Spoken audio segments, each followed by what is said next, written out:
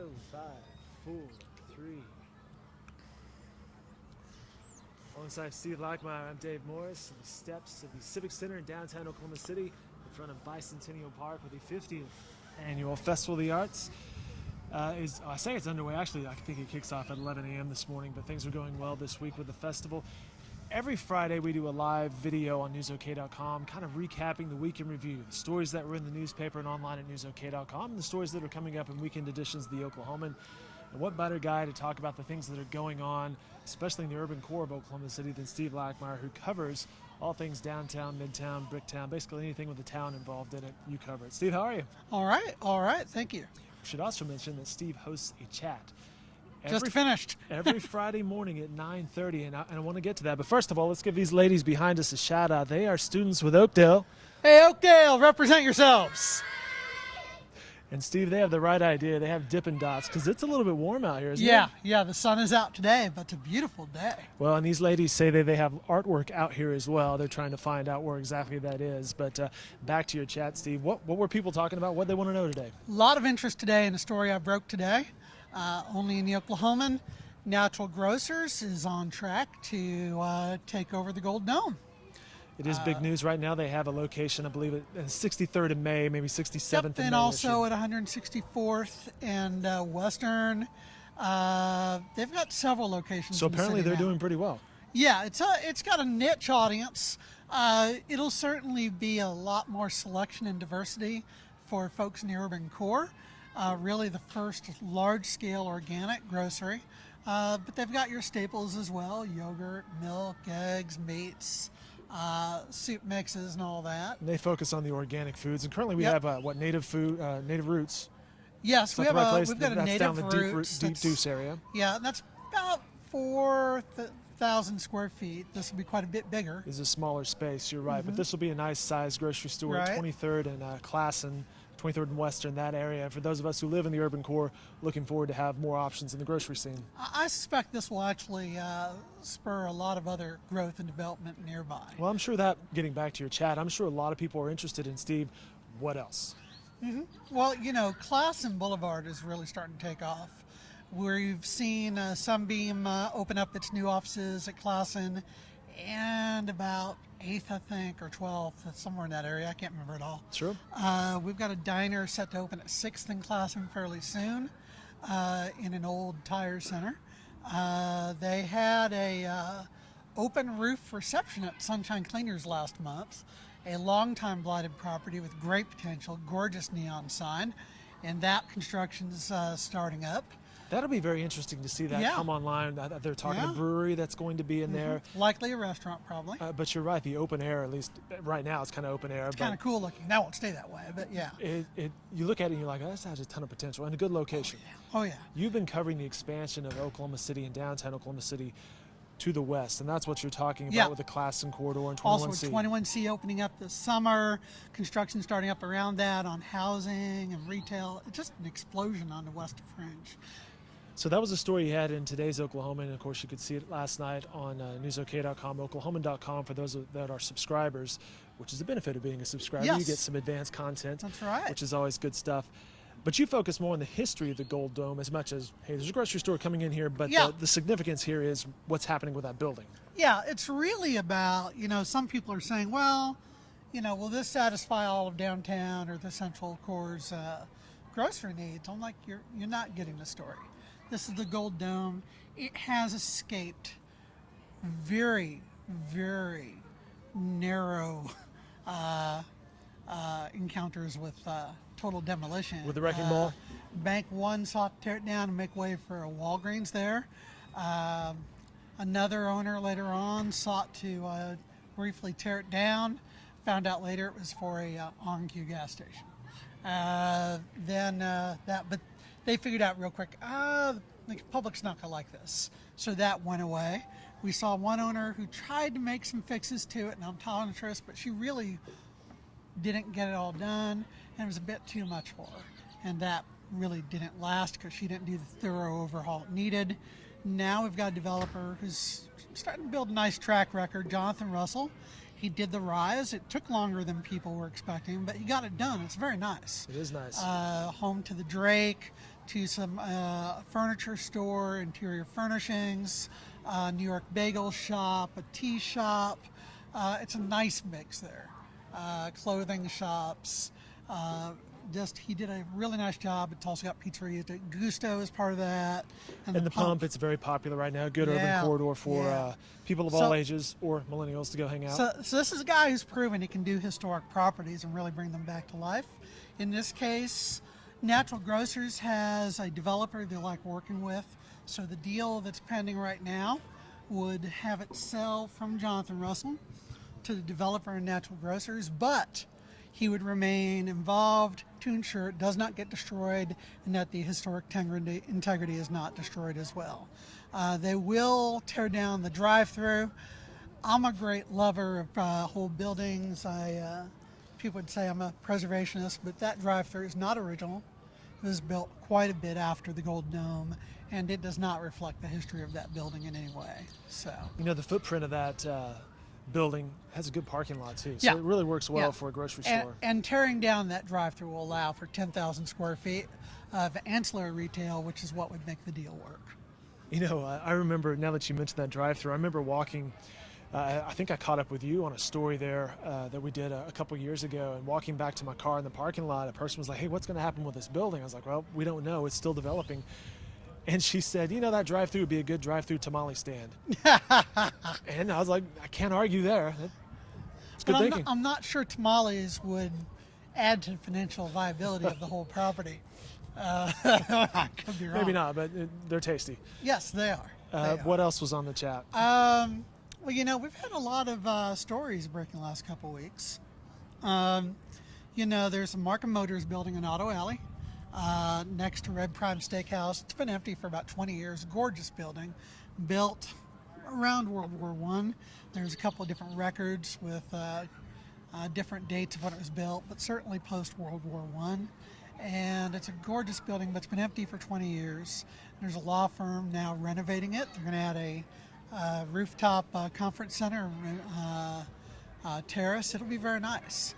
And then we've got a proposal for a 5-story retail building with structured parking for each level, very different than anything we've seen, for 11th and Broadway. There's going to be some debate over this because it's a very different design. It's been done elsewhere, but that is coming up. Let's talk about that for just a second. We're here at the 50th Annual Festival of the Arts, Bicentennial Park. We're standing on the steps here at the Civic Center Music Hall. Tim Money behind us has got us framed up nicely. As you can see the skyline of Oklahoma City. Steve, on Wednesday night, they had the Angels and Friends party inside here at the Civic Center, which is their annual fundraiser for the Arts Council OKC. I was speaking with Lynn Crow. So she runs Tees, which is right next to 11th and Broadway, the building you're talking about. It's a showgirls, entertainment type thing. Get fit, excite your husband at the same time. There's that. But anyway, her family owns that building. And apparently there's extra space in that building, second floor, storage, stuff like that. She was curious about the story you had about, okay, how's this going to fit in this area? That's part of the debate. There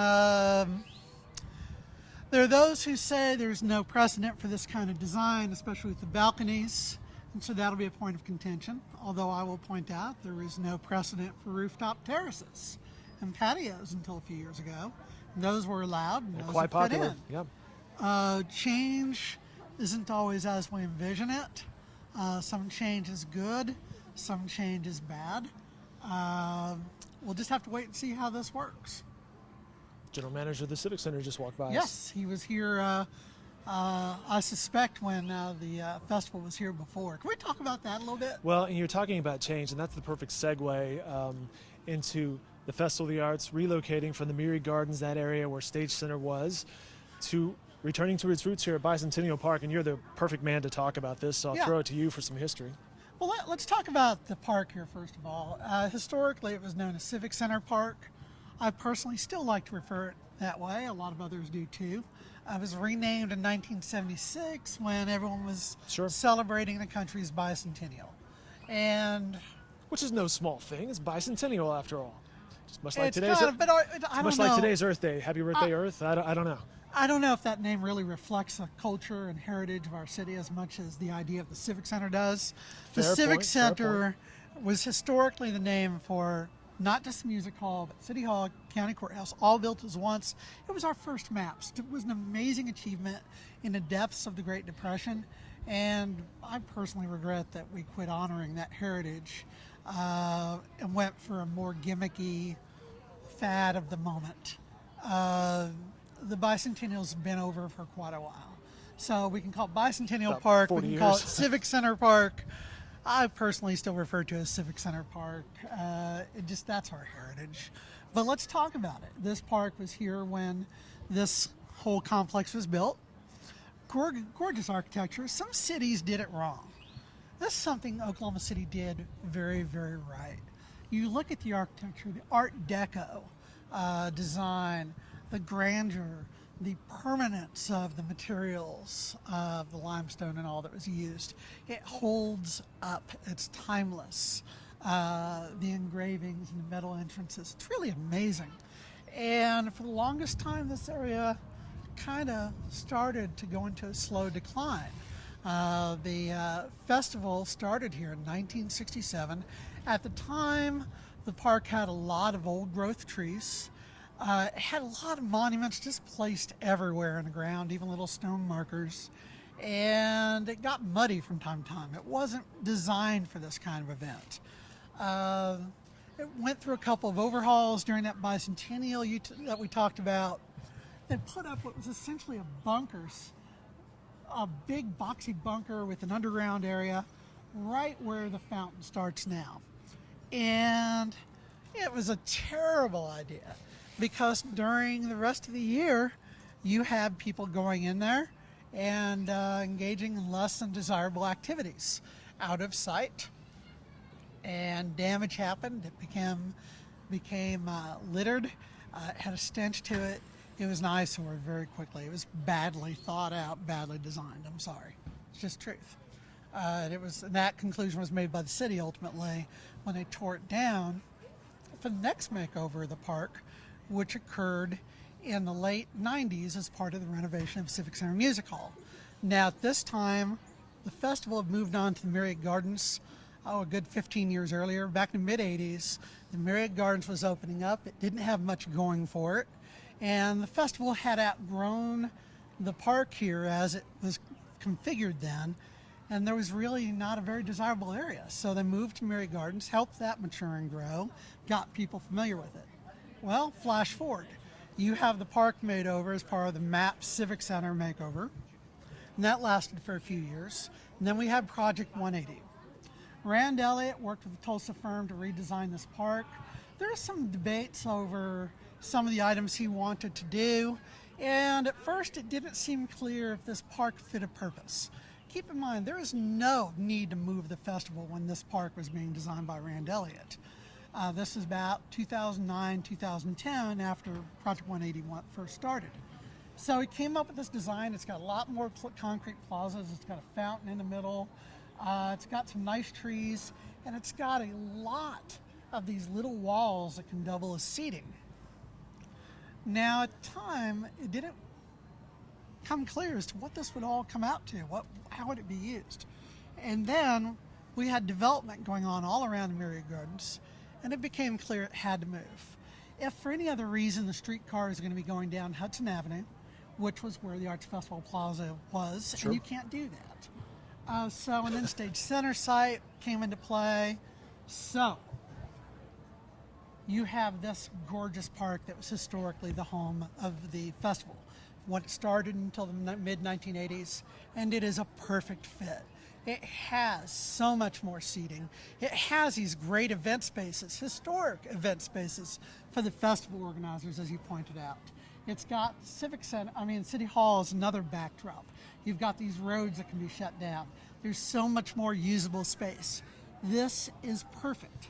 And at some point, next 10 years, there may be some who advocate it should move to New Quarter Shore Park. I'd be real careful about that. This is really where it belongs. Seems like a good footprint here. When you walk in, Yeah. it seems like things are well contained. You have the food on North and South, on Couch and Colcord. Walker's shut down in front of City Hall, which is where the main stage was. In fact, Mick Cornett, during the opening ceremonies, the mayor said, we need more events this far Yeah. away to where I can just walk out of my office and, give a speech. And folks in the Central Business District, they're getting out here. They're engaging. The schools are getting out there. And also, I was talking to Police Chief Bill City yesterday on a totally unrelated matter. You know, his office from the new police headquarters looks out onto this park. And he was talking about how much easier it is to provide security, to keep an eye out on people's safety in this location. Sure, that that's true. it's not so spread out that it's hard to track people, to keep your kids safe. This is really the best location. If you were to design a location for the Arts Festival, this would be it. I think Steve Lackmeyer likes the location of the Festival like of the Arts this this year here location. at Bicentennial Park. The Art Museum, Oklahoma City Museum of Art, they had their Thursday night patio for $5. You get into the museum, and up on the patio or the balcony, you could They've got a great view yeah, of you could all overlook this. this as well. So that was good. Lots going on in Oklahoma City. The Memorial Marathon is bright and early Sunday morning. We were reminded on Twitter the expo is underway right now, or 11 a.m. shortly, over at the Cox Convention Center. So you can get signed up and registered, and then check out the expo and all that sort of stuff. We have Earth Day at the Mary Gardens. Earth Days at the Myriad Gardens, that's right. I was at Norman Music Festival late last night with Cami Stinson, JB, and Evan Crowley and those guys. So that's going on all weekend down in Norman, various locations. Steve, let's look ahead. We also have a playoff game coming back. Well, Monday night, Chesapeake Energy Definitely. Arena, the Thunder, the Mavs. Hopefully they're up 3-1, but we'll see. Yeah. You know, and that's just segue a little bit here on the Thunder. I was talking with Amy Nelms at Red Piano Bar last night at the Skirvin. It's like, actually, the Thunder losing a game, having an extra home game, is not a bad thing for Oh, the they local like economy. that. They won't be openly cheering for that, but yeah, they certainly like extra playoff games. We've done the math on the economic impact Millions. of these, and it really is a big difference. The hotels fill up, the restaurants fill up. When we're playing Dallas especially, remember the old days in the 1980s when everyone went to West End? They're coming to Bricktown. We Sure. get them back. So that's some money that we brought down there they can bring back now. Steve, what are you working on for the weekend? Let's see. I've had centerpieces every day this week, so I don't have anything this weekend. I'll have a fun story for next weekend I think everyone will enjoy. This is teasing ahead, ladies and gentlemen. And I'm trying to focus. I will cover bad news as it occurs, but there's a lot of good news going on, and I'm doing my best to get to the good news first. It's good to hear some good news, and there's a lot of bad news that happens, and which leads me to my final point, Steve. Yesterday, the passing of His Purple Majesty Prince. Do you have a favorite Prince song? Oh yeah, it's probably 1999 or Little Red Corvette. It's good stuff. When I was, Did you ever see him in concert? you know, when I was 16 years old, I was working at Brahms down the street from my house, and there were a group of coworkers planning to go see his concert. I think it was at the Mary Convention Center. It was around 82, 83. And, Tim, were you there? We had a person buying up tickets, and I was asked if I wanted to go. They needed $15 from me. And I had $15. I wanted to go, but my parents, well, I didn't think that they'd be quite happy with me, and I was not the rebellious one among the four siblings in my family. And knowing that little Nicky was out there, I decided, Little Nicky was a game changer. they probably would be unhappy if they heard that particular song, if they wanted to find out who it was I was going to show for. And looking back, I wish I was just a little bit more rebellious. Well, that song actually changed some history with the parental explicit lyrics on Yeah. album stickers type thing. I saw him in 2004 at back then the Ford Center. Fantastic show. Yeah. Tremendous talent. More coverage of downtown Oklahoma City from Steve Lackmeyer can be found basically around the clock if you follow him on Twitter. But of course, continuing coverage in the Oklahoman and online at newsok.com. Thanks to the ladies from Oakdale. Best of luck to them with their Dippin' Dots and their art here at the Festival of the Arts. Steve, I know you need to get to a meeting, so we'll shut it down at this point. The Festival of the Arts runs through Sunday. The Memorial Marathon runs Sunday morning. And for more coverage on all these events, check out newsok.com. Thank you. What time is it? Okay, get around. Steve, thank you. Good Thank job. you. Appreciate it.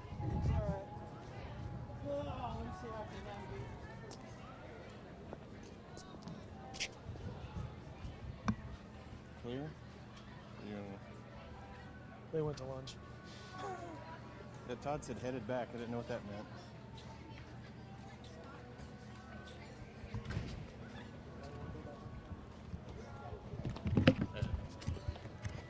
Can we take a selfie with you? Yes, Dave, get a selfie.